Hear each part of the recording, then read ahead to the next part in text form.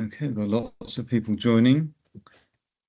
And as they join, we have 210 registered. So assuming everybody is now joined, greetings everybody. Welcome to this IEAGHG webinar on COP30, on key insights from it. It's obviously an important COP, being 10 years after the Paris Agreement, and quite a lot of the activities and things reflected that. And what we'll do today is have a discussion panel, which will be in essentially three parts. The first part on the main COP outcomes, the second part on CCS takeaways and activities, and the third part we'll have Q&A from yourselves, which I'll hopefully be able to read in the comments and we can respond to. And I'm really pleased that we have two brilliant people to be on the panel, two experts. First of all, we have Arthur Lee, who really is a COP veteran. He's been at every COP since 1999. That was COP5. And Arthur is a Chevron Fellow Emeritus. That means he is retired now. He was at Chevron for over 20 years and retired in 2024. And before that, he was with the US EPA. He's also been involved in the IPCC in quite some depth, most recently being a review editor in AR6, and has a really good analytical eye for particularly the technology developments in the negotiations. So we're really pleased to drag Arthur back out of retirement to join us today. He has been active following this, actually. And then Olivia Powis, really pleased to have Olivia, who's the CEO of CCSA. And she's been the CEO for a year. She's been in the CCSA for 5 years. And before that, she was with the National Infrastructure Commission in the UK and Ofgem in the UK for 7 years, and has been at COP since COP26. And Olivia is incredibly hardworking in the policy space. And if you want evidence of that, just look at the CCSA LinkedIn page. And almost every day, Olivia's doing fantastic things. So with that, and myself, Tim Dixon, I'm the head of IEAGHG. I've been going to COPs for, well, nearly as long as Arthur, but I've missed a couple out in the middle. And I was previously conscripted in to be a negotiator for the EU on CCS when we got it into the CDM in 2011. So before I move on to my colleagues to ask them to introduce themselves and their brief initial experience of COP30, I need to share some slides from IEAGHG, just some obvious self-promotion and our disclaimer that we're not the International Energy Agency. We were set up by them, so anything we say does not count as their views. We are a research organisation on carbon capture, utilisation and storage, and engineered carbon dioxide removal. Our mission is to evaluate technologies, produce reports that move the knowledge base forwards, to facilitate deployment of these technologies and implementation of those. We've got some good track record with that. It's to facilitate collaboration, and we do well at that, and also to disseminate our work and related work widely. And we were set up in 1991. We were funded by 39 member countries and organisations. The members are up there on the right. And as well as our reports, we run international expert networks on various aspects of CCS. And we run also the largest conference on CCS, the GHG series. And we run the International CCS Summer Schools. We've had 17, we've got 802 alumni, and the call is out for applications for the 2026 Summer School. The deadline is the 12th of January. And talking of deadlines, the big one is for our GHG 18 conference, which will be in Perth, Australia next year in October. And the call for abstracts is open and ends on the 19th of January. And just to mention that the previous conference last year in Calgary was the largest conference yet, and that means it was the largest gathering of CCS people ever.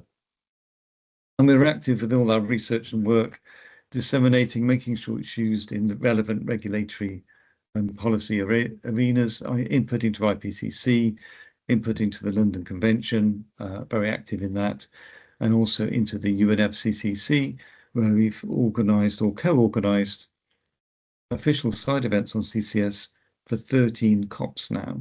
And that segues nicely into this. And I will stop sharing there and ask Arthur to introduce yourself a bit more and tell us briefly about your COP30 experience. Sure. Yes. Thank you very much, Tim, for that kind introduction. I'm always amazed at how people after they come back really can express and usually do kind of this life-changing, almost life-changing experience, and I had that, too early on in my career at Texaco, Chevron Texaco, and Chevron. I did work at Chevron and all the legacy companies since for 31 years. So that was my career. After I've also done 6 years with 3 other organizations, as I think Tim mentioned, including with the U.S. Environmental Protection Agency, and early on than that from my graduate school days at Caltech. Anyway, coming back to the COP, what's relevant in my career to the COP is that very early on, about 1999, COP5 was my very first COP. That was COP5 in 1999 in Bonn. When I walked in the door of the Maritime Hotel. Now, granted, the Maritime Hotel is actually a very large hotel, perhaps one of the largest in Europe, and in Bonn, it's almost designed. There's a large plenary that was designed almost like an amphitheater. Well, kind of like the UN General Assembly, I should say that.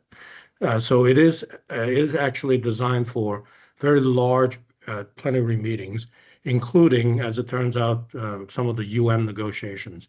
And Bonn became the seat of the UN Framework Convention on Climate Change, UNFCCC Secretariat.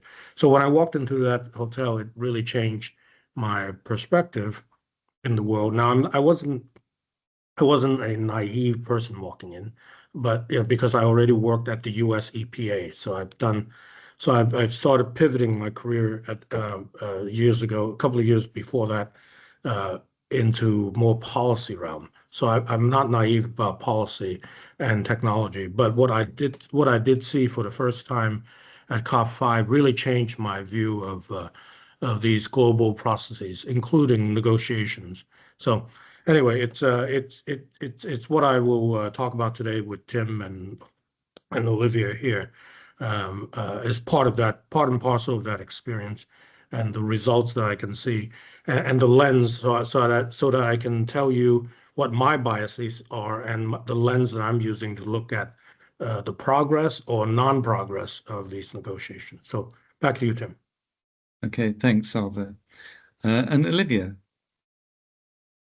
Thank you very much, Tim, and thank you for inviting me to this webinar today. So for those who don't know, I'm Olivia Powis, Chief Exec of the CCSA, which is the Carbon Capture and Storage Association.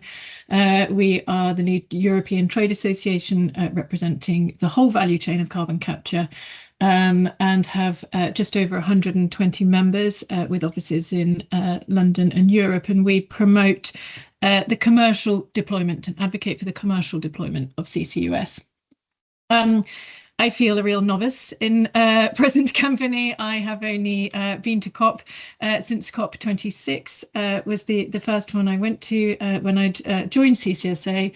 And we go there, so CCSA is an official observer under the UNFCCC process, and so we have been going to COPs and can take delegations of our members with us to also represent the industry there.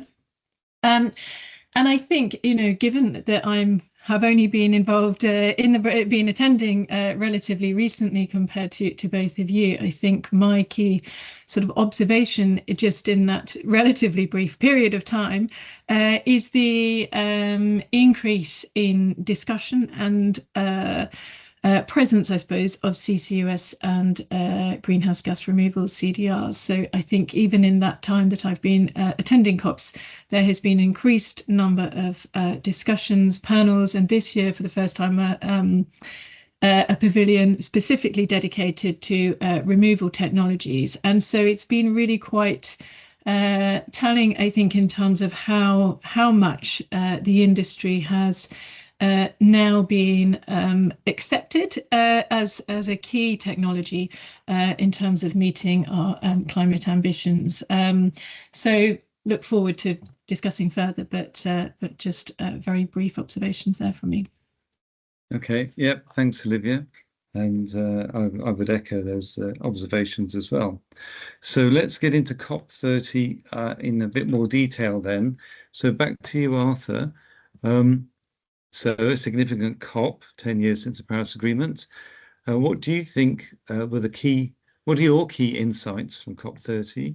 And what do you think were the positive negotiation outcomes? And what do you think were the negative negotiation outcomes? Yes, thank you, Tim, and thanks for reminding me. I also I forgot to say when I retired.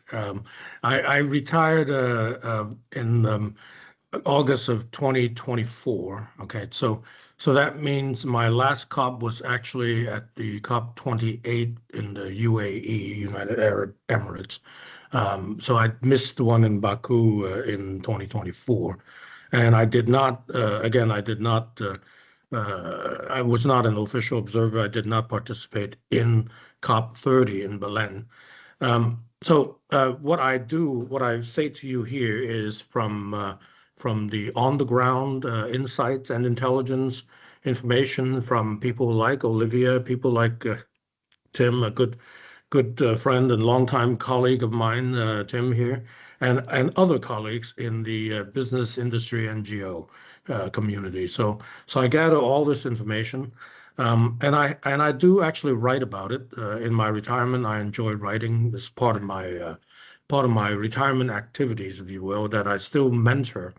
I still do a lot of mentoring of employees back at Chevron because my title that was given to me when I retired was Chevron. It is Chevron Fellow Emeritus, and with that title, I may actually continue with that mentoring program also in 2026.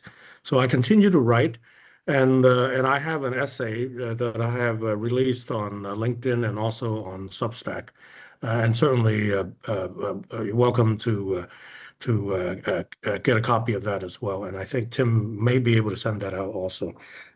Anyway, the positive developments to me has always been this: the long-term nature of these COPs, from my first COP, COP5 to COP30, is always evolution. Okay, it's about evolutionary and incremental changes and improvements, if you will, improvements in how things are done. Now, I think this bears some explanation because some people on this call may not be fully aware that the UN Framework Convention, UNFCCC, is the mother treaty. It is the overall treaty of everything that we're talking about here, and that was 1992, and then it was agreed to in Rio, in fact, in Brazil. So it was very fitting, of course, for COP30 to be in Brazil again.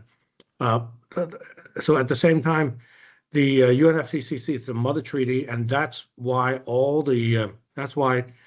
these annual meetings have to take place, because under that framework convention, it is actually a mandate. There's actually a mandate from that treaty to have an annual meeting to kind of do, speaking like an engineer, which I am, to actually do maintenance on that treaty, because the treaty was only about maybe 40 pages, A4 kind of format pages, and there's no details underneath each of the articles. So under that, from that year on, 1994, when it went into force, it has to be negotiated every year, all the details and details of implementation every year. And then in COP3, that's when Kyoto became the legal instrument that derived, it's a protocol derived from the UNFCCC. It's a legal instrument, so it became another treaty, and then from there, you also then have to have implementation details negotiated every year for that too.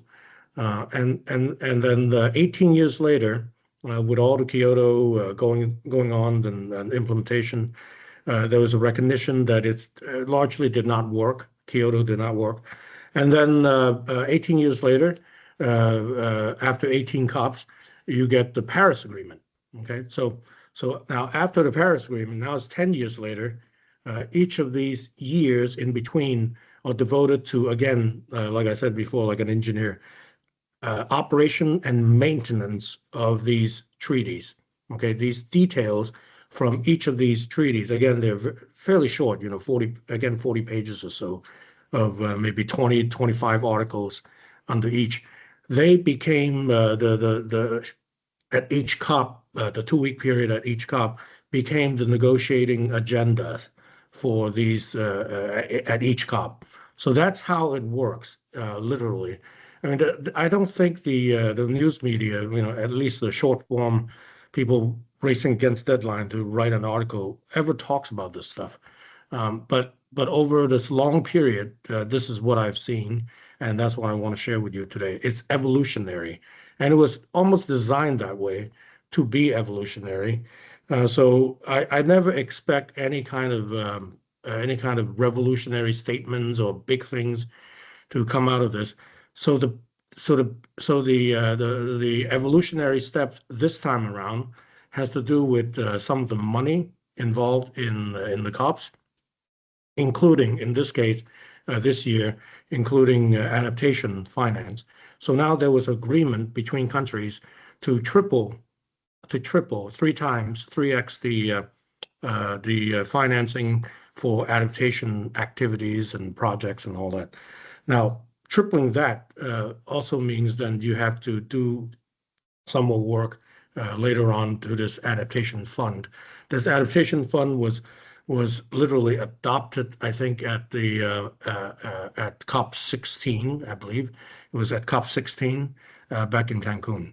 Okay, so but having that fund and then later operationalized, that's another stage. Getting operationalized, now getting more money and tripling adaptation finance is a small win, I guess, in the scheme of things, but it is a win. So that's one of them. And then there is, at this particular COP, there was a movement for just transition work program. Okay, so now that has been declared at this COP to be a just transition mechanism. Now you might ask yourself, what the heck is the difference, right? Being an engineer, I don't know what the heck the difference is. But again, looking at this very closely and knowing the evolution of these from this was from UAE, by the way, the just transition program now is becoming a mechanism that actually means something. In the UN parlance, that means that as a mechanism, then there's now a chance for funding to establish a staff, and at the end of the day, somehow maybe next year they will start operationalizing it and have a staff, a place where they will actually literally sit down, have an office. Of course, people do work from home and all that, but to actually have an organization to start having a mechanism to deal with the issues and the indicators and elements of just transition. Now, what are those? Those will also have to be finally agreed as well. So these are the kind of evolutionary steps for that, for just transition, for tripling finance. And then there's also the big one that was agreed to a couple of years ago.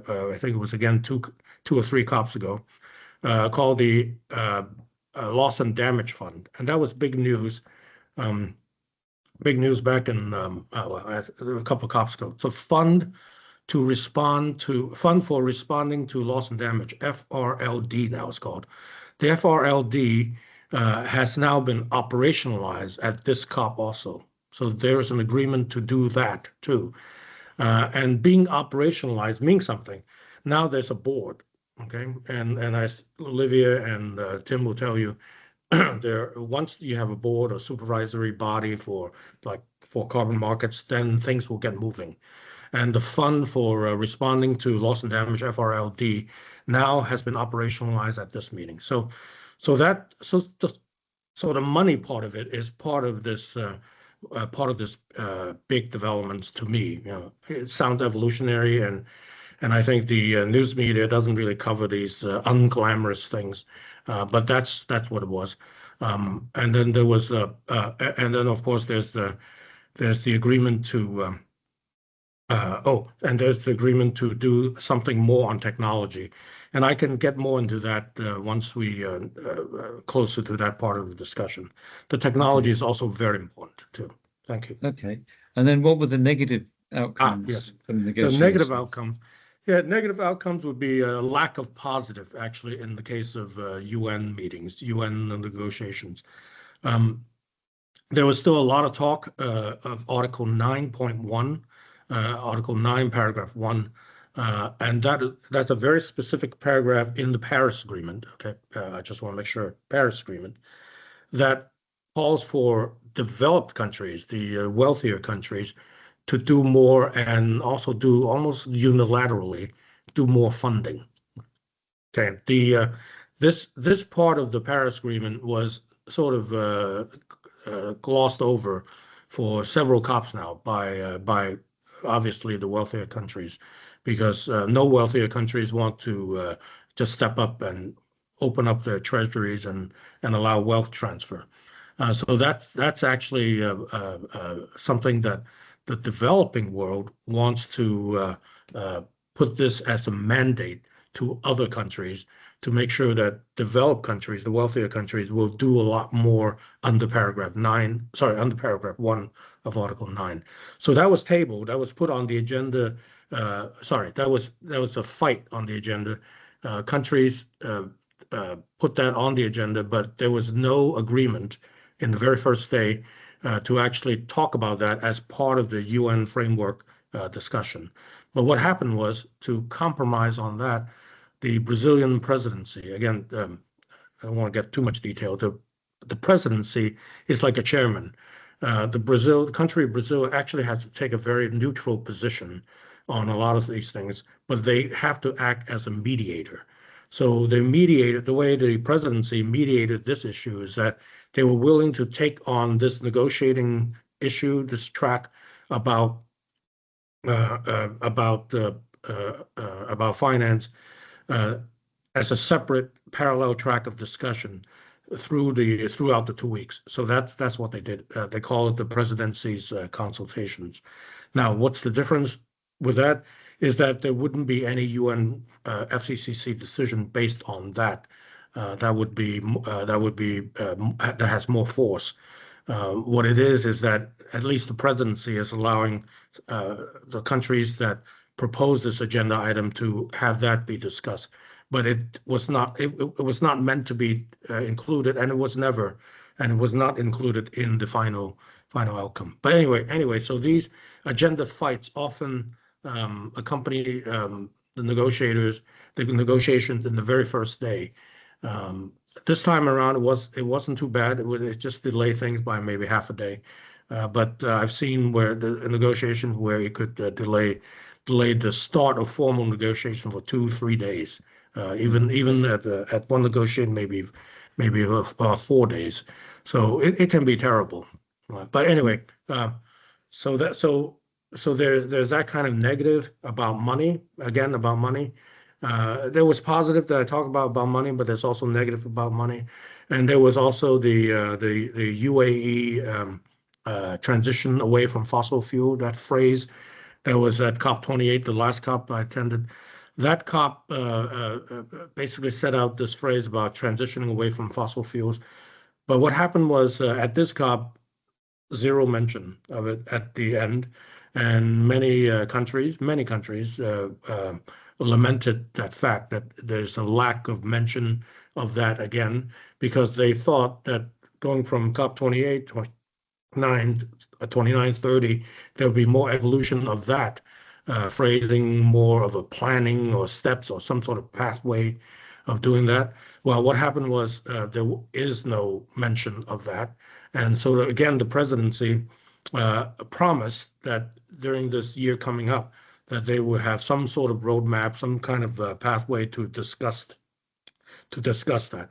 So we'll see what will happen at COP31 to see whether anything is reached, anything is resolved. But transition away from fossil fuels, there's nothing agreed on that. And then there's also, and this is a bit ironic, there's also a call for reversing deforestation, tropical rainforests, especially near Belém, where the COP took place. So it's an irony too that there was no COP decision on tropical rainforests or anything about deforestation. There was announcement on the sidelines about several a group of countries willing to sign on to a separate initiative to do something, and that's good. That's always a good thing to hear about that. But there's no formal COP decision for all countries to agree to about deforestation. Okay, so that's some of the negatives that I saw reading through all the results. Thank you. Okay. Yeah, I was watching the fossil fuel debate or the negotiations, and the word unabated didn't come up in it either. They didn't get any text at the end, as you said. So just on the main positive outcomes and the negative outcomes in the negotiations, Olivia, do you have anything to add to what Arthur said? I mean, I think he summed it up pretty well. I think it's interesting to reflect when you're there. Often, the time, and I wasn't there for the whole time at all, but we're busy engaging and running events and really helping to kind of promote the role of CCUS. And then it was really sort of in the later stages of the first week and towards the second week when the discussion sort of really got going and was heating up about this kind of phasing out of fossil fuels. And I think, and that became then the sticking point, and there was ambition to get everything signed off much earlier, and the presidency had announced that. And then, of course, it dragged on. And I think it's interesting in terms of now. The presidency-led roadmaps to address both those issues, so phasing out of fossil fuels and the deforestation issue and addressing that. And I think it'll be an interesting one to watch in terms of how that plays out, because obviously those that are very willing and want to move forward in those areas are taking this ahead and pressing forward. And there'll be an international conference on co-hosted with Colombia and the Netherlands in April to press forward with this and have high level dialogues that then report back to COP next year. So how, and perhaps Arthur, I don't know, more about this, but how that will then be able to feed into the process and become, and become part of that official process. But I think what it does mean is that at least those with ambition are able to drive forward and have not been held up in a way that I think perhaps felt it at that time. And will provide an important opportunity to have those countries that want to lead in this area demonstrate that leadership and really move forward. So, what I think was probably a positive outcome of what was a negative outcome at the time, and interesting to see how that will evolve, I think, over the next year. Yeah, good. Thanks, Olivia. And just to sum up this part, the overall sort of cover decision text was given a name, Muturon. I think I've got that right, Arthur. Yes. So what Arthur's just talked about was in or not in the Muturon text. That was the cover decision. And just in my quick perspective is, whilst it didn't include a lot of these significant things, It was an advancement in a sense on the previous COP29 for Baku, because at least it referenced the UAE consensus from COP28, the transitioning from fossil fuels that Arthur referred to, the acceleration of technologies, including CCUS and removal technologies, and so on. COP29, they couldn't even reference that. This one, they have got a reference to that and a reference to 1.5. So now I'll hand over to Olivia to ask a question or two of Arthur. Yes, thanks, Tim. So I think now we're moving into the sort of technology part of the discussion. So I was going to ask you, Arthur, what you thought was the most impactful decision for technology implementation that happened this year. Yeah, happy to. Unfortunately, again, like everyone has mentioned, I was not there to observe the nuances of people doing the actual negotiations and actually hearing the nuances. I'm pretty good at hearing nuances, but I wasn't there. So I think to be very frank, back to what I said before, it's evolutionary.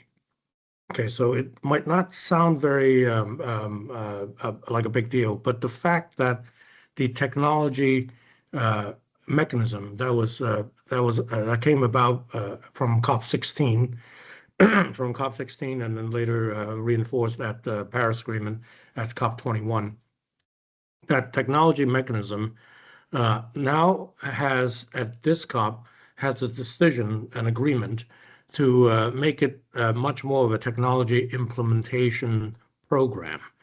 And again, I would ask myself too, what is the difference now? You have a mechanism and now you have a program. Well, that's exactly what it is. You have a mechanism, and you would say, okay, there's some elements that you have to follow.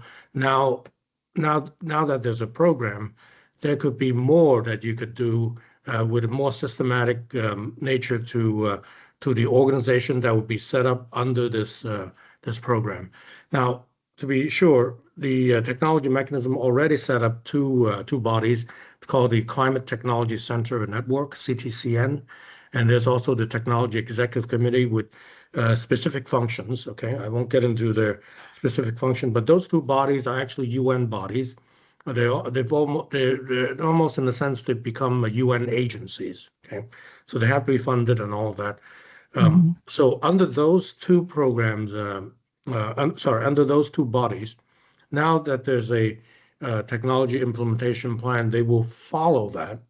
Okay, they will follow the plan, whatever each year, whatever will be agreed to under that particular program, and they will follow that to the extent that they have the money to follow it. Okay, so that agreement, even though it seems very small, it would mean that technologies that you and I and Tim are very fond of and advocating, CCS and carbon removal and all that, could also get an opportunity, a very concrete opportunity to be recognized, eligible, and maybe even funded directly, or at least seeded in funding from this particular technology implementation program. Now, and this is the negative side. What failed to be achieved was that there was also on the agenda a linkage discussion between technology and finance. So the financial mechanism, which was also operationalized after COP16, is also was on the agenda. This linkage was not agreed to. There was negotiation, but countries couldn't come together to link up the two mechanisms formally. Now, there is always some informal discussion between and informal participation from one mechanism people to another mechanism people.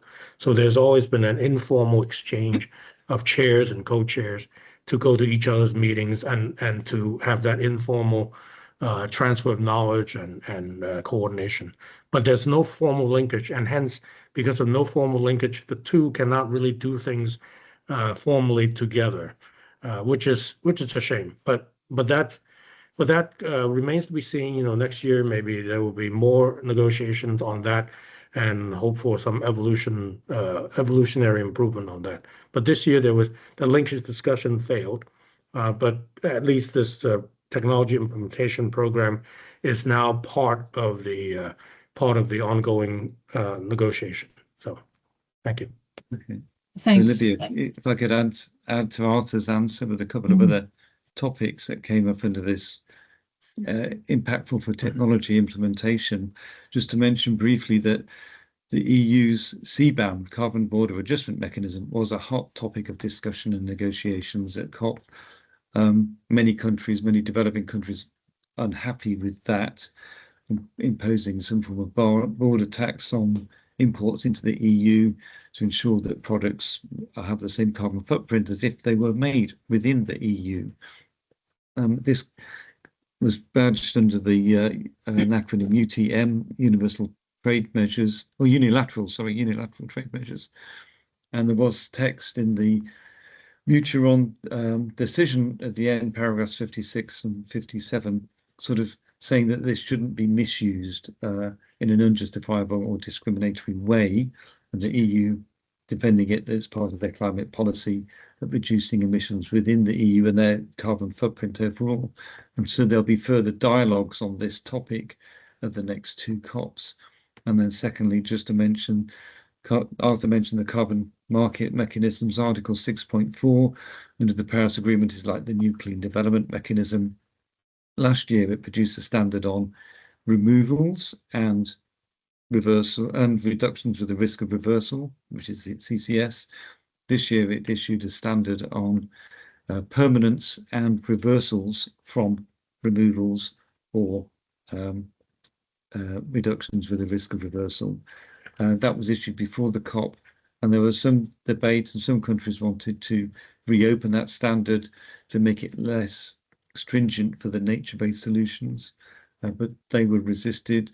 The Article 6.4 supervisory body argued that it was science-based, with its requirement to prove removal for 100 years. And so that didn't get opened up and didn't go backwards.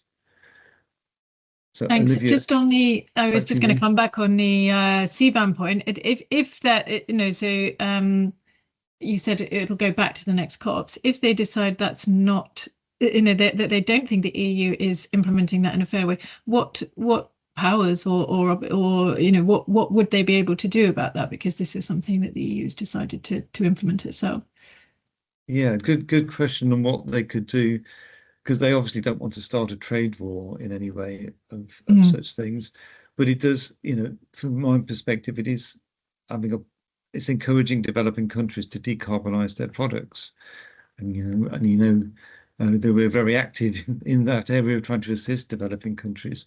And CCS is a technology that's explicitly allowed within CBAM as well. As for the penalties, trade war, I guess. So let's move on now to this, as we're segueing into the CCS and engineered CDR takeaways and activities at the COP. So over to you, Olivia, to share your perspectives on the CCS takeaways and outcomes, activities.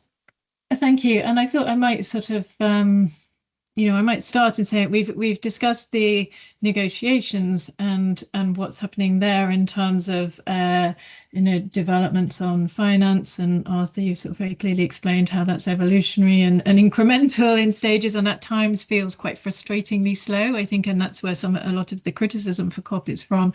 But there is a whole other part of COP, which I think, and there are, people who question whether that should be there or not, which is all the other sort of side events and other events that go on, where a lot of, there are a lot of discussion between a lot of different players from all over the world in terms of how we can move this forward. And yes, it completely ties into the negotiations, but also some of it sort of sits outside. And I think that's something that, we from CCSA have also been sort of very involved in. So taking delegations of our members as and when we can, and really taking part in a lot of these discussions that go on, either around sharing good practice, around developing and deploying carbon capture and storage and carbon removals, and or focusing on where we can find common ground, talking about standardization,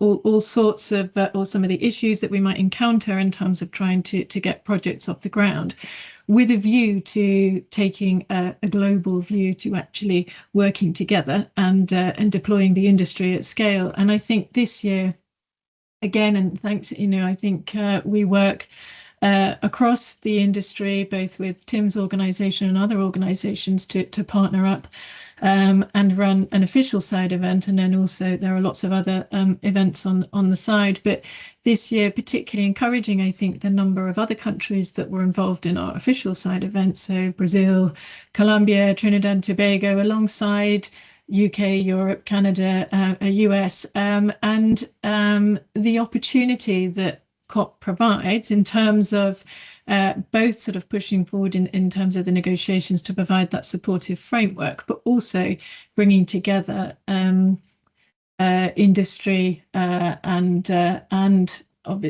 governments as well, and other players to come together and find solutions to how we can evolve the technology. And I think that's something that we particularly sort of focused on in recent COPs, is how can we ensure that the progress that we've been making in the UK, Europe, from my point of view, but also Canada, States, how can we ensure that what we've learned is also sharing that practice, is bringing, providing opportunities to the global south, other countries, in terms of being able to have the same opportunity, I think, to deploy carbon capture and storage at scale, decarbonize industries, provide opportunities in terms of storing carbon from other regions, and and how we can do that. And I think that's a very important part of what goes on alongside and helps to sort of make the case.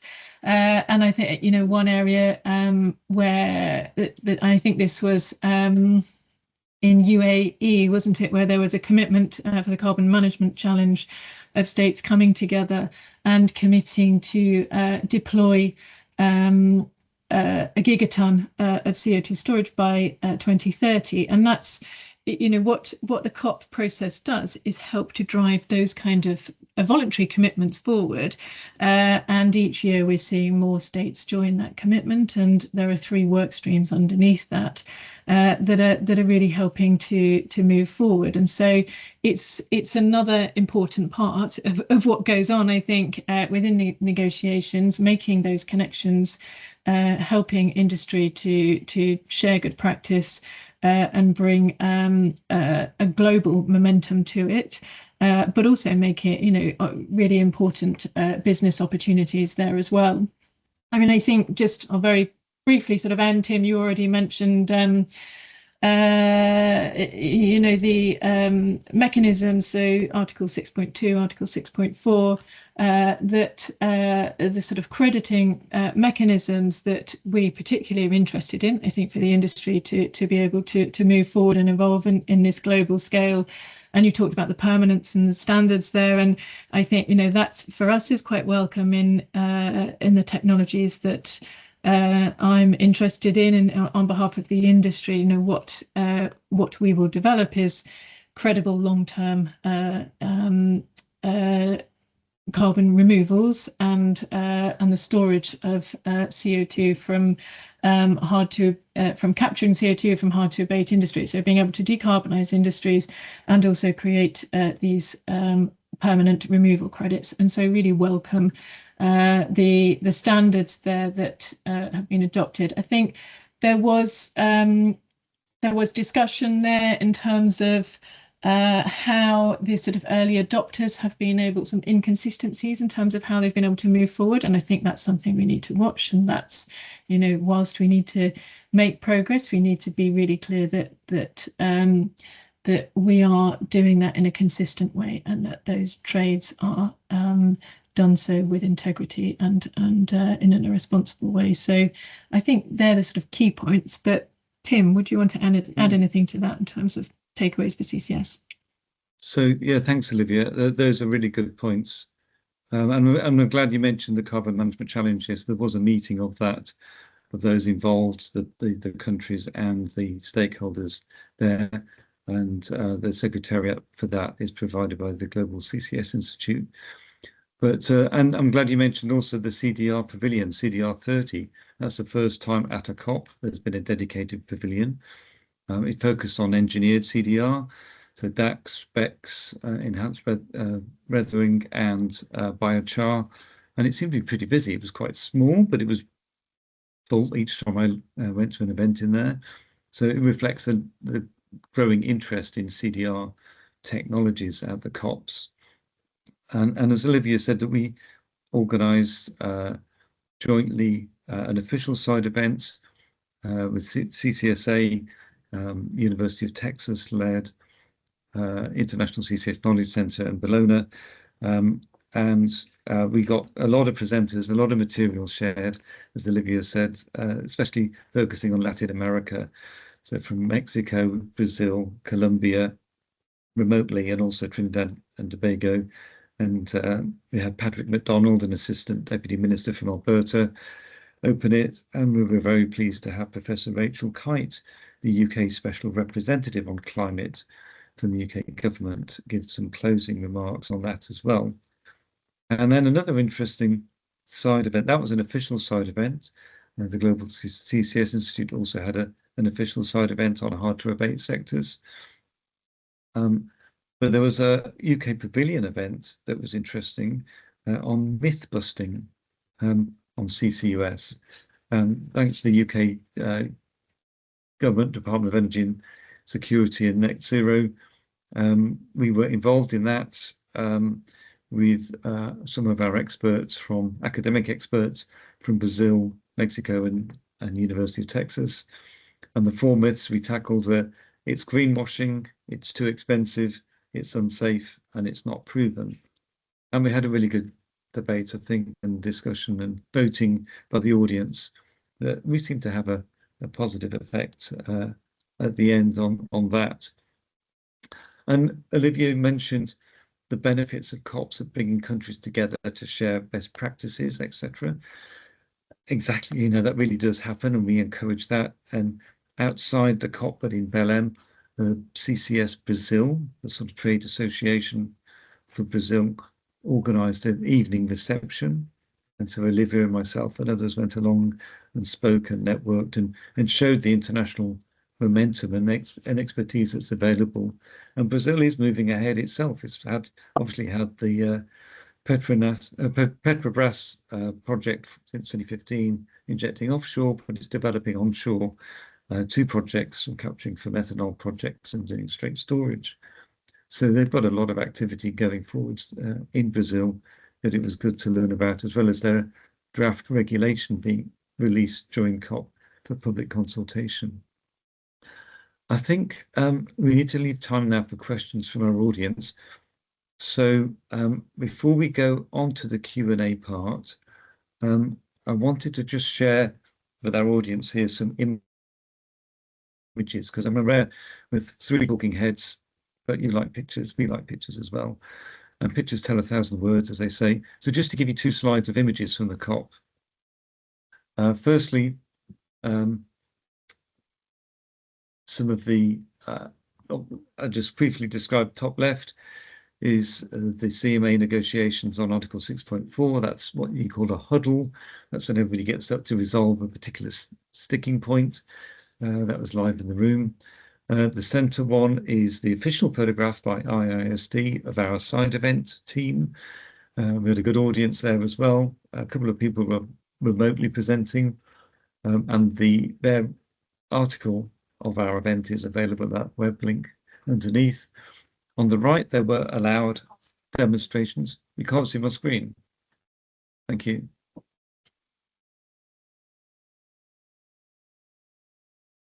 I can. Yeah, I can, Tim. Maybe only we can. Yeah. Oh, okay.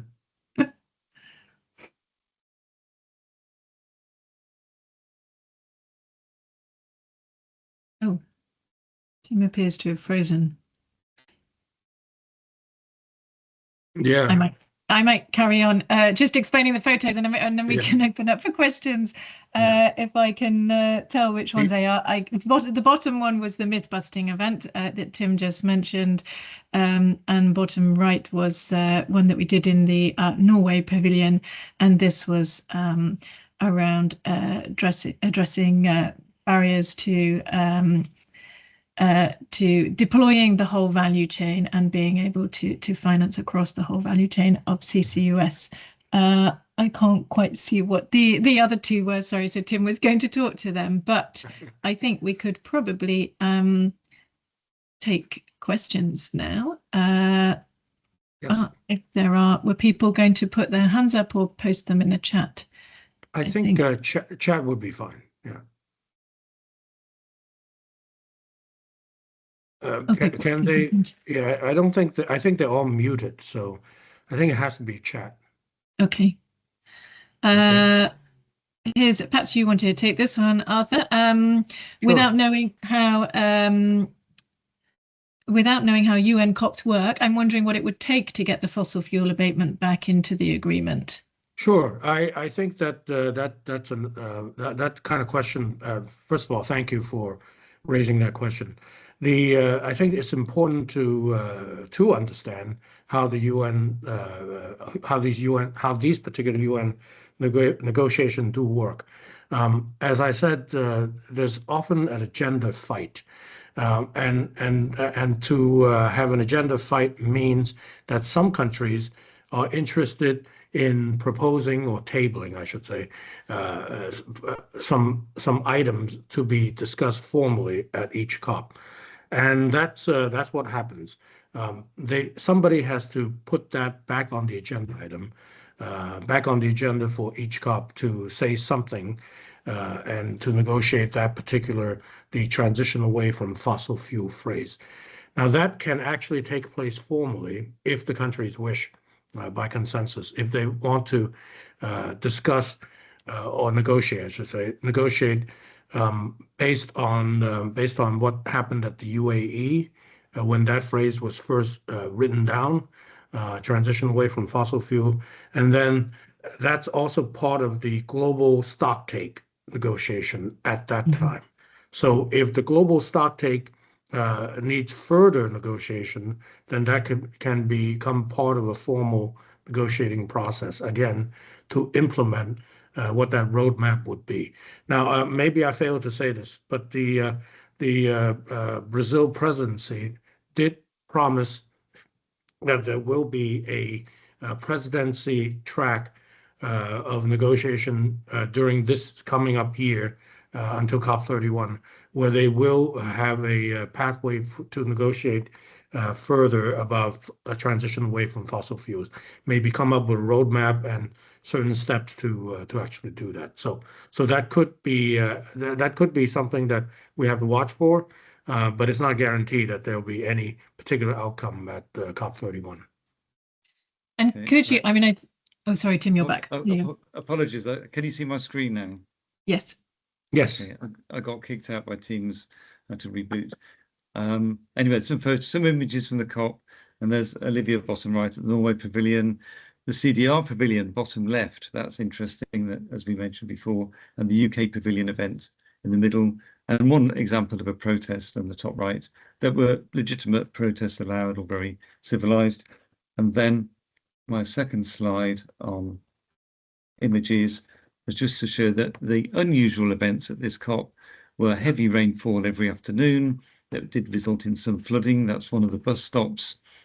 And of course, the fire inside the blue zone that meant we were evacuated outside. So it was already a hot, humid COP without the fire, and the fire added an extra element to it on the last Thursday. So Tim, just to let you know, we took the first question. So okay, then there are others in the chat, and I'll leave it to you to moderate those. So there's one about population growth and then one about the US. Okay, did you answer the US one? No, not yet. Did you want to answer the US one, or did you want me to? I can say something. Yeah. Okay. from Professor Julia Cornfield of Caltech. In fact, I know Julia. Thank you for that question, Julia. No, there was no formal anything discussing the U.S., but just based on actions alone, the fact that the United States is not there also means there's now the threat of no more contribution from the United States on to the UN, at least in this process, in the UN FCCC. Now, I'm not speaking for the US. I don't know anything, any inside information or anything about what the US plans to do in detail. Okay, I'm talking about technical details. The fact that the US will withdraw from the Paris Agreement could only mean that they will likely not contribute any more money or donation, if you will. Each year is a donation, basically, to the process, and that's what the Secretariat needs in Bonn. The Secretariat, the UNFCCC Secretariat, needs this money to continuing negotiations and continuing these particular bodies that we just talked about, like the Article 6.4 that Tim and Olivia just talked about carbon removal and all that. Without money, people cannot meet and do their work negotiating and formulating implementation details. So that to me is the effect of any country withdrawing. The United States is perhaps the biggest contributor. I think the EU is EU may be bigger now, but it certainly is very much parallel in terms, very similar in terms of contribution. So U.S. withdrawal means no more U.S. money as well. Yeah. And so just to add to that, so yes, the U.S. administration were not there formally. They didn't take part in any of the negotiations, but other politicians from the U.S. did attend. Of note, Gavin Newsom, the governor of California, attended. Josh Becker, a senator from California, also attended, and were very active in events and speaking and so on. And of course, US industry was also very present and active in the different events as well. So still a lot of momentum from the US side, but not at the federal level, but at the state, at the city level, and at the industry level, and at the academic level. Okay, thanks, Olivia, for covering for me when my teams froze then. I could hear you doing that, and thanks, Arthur. Do we have, I think we have no more questions. So, well, there was a population growth question. You want to address that, or I can just address that quickly? I know we're at time. I think we're about up to time, actually. And as far as I know, there wasn't any discussion about population growth. That's right. But I think we should end on quick. What would you like to see progress ahead of the next COP31? Yeah. And then just to tell people, part of the interest of this COP was the competition between Australia and Turkey to host the next COP. And everyone probably heard it went as a compromise. Turkey will physically host and be the official presidency, but Australia will be the presidency of the negotiations. So it will be in Antalya in November next year. Yeah, can I say quickly that I've never seen this before, Tim? I've never seen that before. So this is something that will be new and quite exciting, I would say, to see this development have a split presidency. So that's going to be very exciting indeed. Okay. Yeah. Okay. So Arthur, what would you like to see ready for the next COP31? Oh, it's not what. Yeah, thank you for asking that question. It's not what I would like to see, but I can anticipate. I think the money will continue. The theme of money will always be ever present. So the operationalization of the loss and damage fund, the board of doing that. That will continue to be fleshed out, just like the Article 6.4 supervisory body. The same steps will have to take place. The modalities and the procedures will have to take place for the board, and also the money, again, back to money replenishment. Okay, there is money now in the loss and damage fund, about $800 $70 million from what I could sum up. I think so that will have to be replenished starting in 2027 also. And certain modes of operation, how would you even claim the money? I look at the fund, that particular fund, loss and damage fund, as like an insurance fund. Okay, so when your car or your house or whatever is damaged, how do you actually apply for the money to fix your house or your car? So that is the kind of modalities we're talking about. Okay, thanks, Arthur. Sure. And Olivia, quickly from you, what would you like to see coming up to COP31? I think, rapid progress in keeping momentum in terms of Article 6, Article 6.2 and Article 6.4 to ensure that CCUS and CDR can, that we can actually have a few more early movers there and can have some consistency. But I think, with the presidency-led discussions on phasing out of fossil fuel, it'll be interesting to watch what happens there over the next year. And I think the increased role for industry to lead the way. I think just discussion on US, where governments may wobble at times, there is a real opportunity here as well for industry to step in and lead the way there. Yeah, that's great. That's great. And I think no one's mentioned the NDCs. The third ones were submitted, about 122, I think, got submitted. They take us some way, but they don't take us all the way to the Paris Agreement political targets. I think the estimate was to about if they're implemented, 2.3 to 2.5 degrees of warming by the end of the century, whereas the target's 2 or aiming for 1.5. So I would like to see more the other countries who didn't submit their NDCs to submit theirs before COP31. So with that, thank you very much to everybody who's joined us to listen, and thank you for your questions. And a really big thank you to our experts here, Arthur Lee and Olivia Powis. Thank you for sharing your wisdom with us and with this audience. So thank you very much. And this is being recorded and will be available on the IEAGHG website and YouTube channel as well afterwards. And any questions, contact IEAGHG going forwards. Thank you very much. Thank you, Tim, hosting. Thank you. Thank you very much. Thank you. Thanks, both. Thanks, everyone. Bye-bye. Bye, Tim, Olivia.